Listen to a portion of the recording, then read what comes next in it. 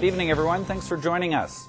Used goods were being sold and purchased by animal lovers on Saturday. It was a garage sale fundraiser for the SPCA. And despite some cool weather, hot deals were being snapped up fast. The SPCA started collecting donations for the event a few weeks ago, and by the start of the sale, enthusiasm was high. We opened our doors at 10 today with the garage sales from 10 to 4, but we had the hardcore garage sailors here at 9 a.m. and they were ready to buy up everything from us. So we still have lots left though, but it's been a really great day. All funds raised by the day go directly to covering operational costs, paying for things like medical care, vaccinations, and food.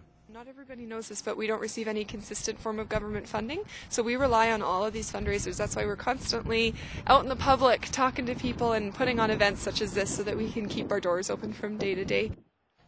The next SPCA event is this upcoming Saturday, when they take part in Street Fest with a doggy fashion show.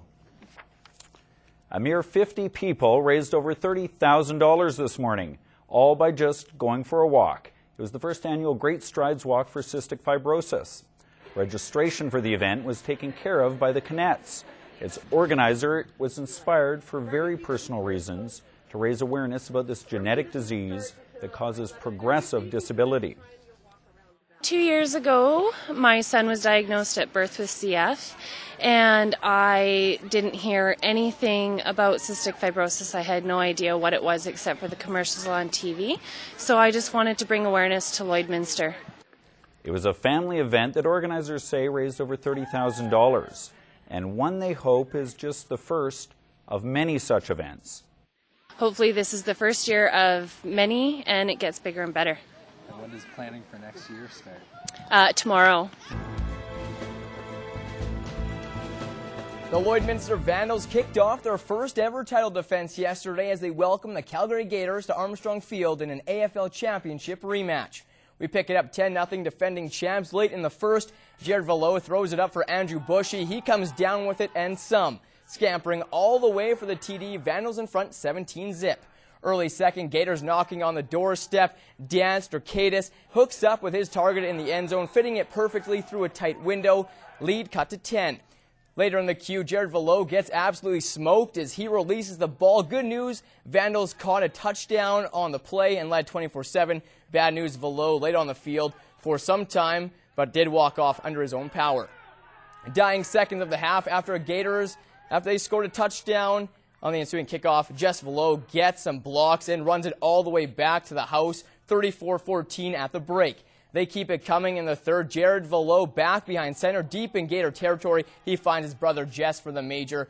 Lloyd running away with it. And they cap it off in the fourth. Jess Valo takes over at the helm, and he hits Damon Schaub for the TD. Vandals win 49-24. For the first game of the year, they were a pretty tough test, but I thought we executed really well on offense for the first game. For the amount we practiced, I thought we did really well. Yeah. Beat them nice last year in the finals, and we beat them nice today, and hopefully it keeps going. You know, we need consistency, and like I said, if we keep the guys out we got, stay healthy, like I said, we're a team to reckon with. I think we might be better this year than we were last year, so we'll see. It's a long season. From the rink to the hardwood, and the IBL made its first appearance at Lakeland College Saturday night. Peter Sambu's Edmonton Energy was gunning for the sweep over the Portland Chinooks. Peter Sambu returning home to the confines of Lakeland College, a place he hasn't lost as the home team's bench boss. First Q, Energy up 29-28. William Brodus drives, can't get the layup to drop, but no worries. Jeffrey Ferguson is there to clean up the mess in aisle 5. The Chinooks come right back. Mac Hobson with 2 of his game-high 50 points. This guy was on fire all night long. In the second, J.R. Patrick downloaded Troy Gottslig. He finds a wide open Lee Scruggs under the hoop. Later in the queue, Rashawn Brodus cuts his way coast to coast before kissing it off the glass and in. Edmonton led 70-66 at the break. We jump to the third, some slammage. Ferguson throwing it down. Hobson trying to keep the Chinook in it close, but he dishes to Quentin Patton. The big fella with the two-hander. Portland down 107-99. With the game out of reach, another familiar face. Jordan Rose, former Rustler, scores the money ball. 3 of his 10 points on the night. But the head coach, Coach Sambu, had the last laugh. Sambu remains perfect on his home floor. Energy sweep away the Chinooks 139-129. Great crowd tonight. It was great to have the community support. Like, we have a great basketball community, but once again, high-scoring game. As you can see, the guys get up a lot of points quickly.